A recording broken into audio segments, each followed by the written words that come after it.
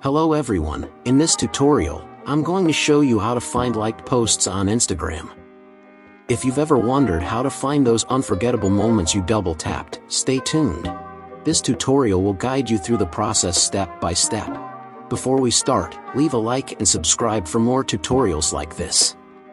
At first, open your Instagram app and I'm going to like some photos or videos for purposes of this video, to show you more easily how to find likes. Next, go on your profile by tapping on this little icon of your profile in bottom right corner of the screen. When you do that, you are on your profile and you need to tap on this 3 horizontal lines in top right corner of the screen.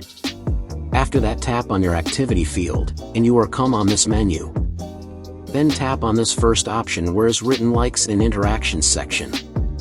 Now you are come on menu with all photos and videos you are liked. You can sort by newest to oldest or oldest to newest.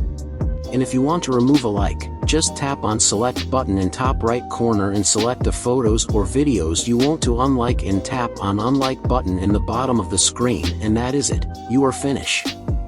So thanks for watching, and if you have any questions or comments, leave them down below. Don't forget to like and subscribe for more tutorials like this.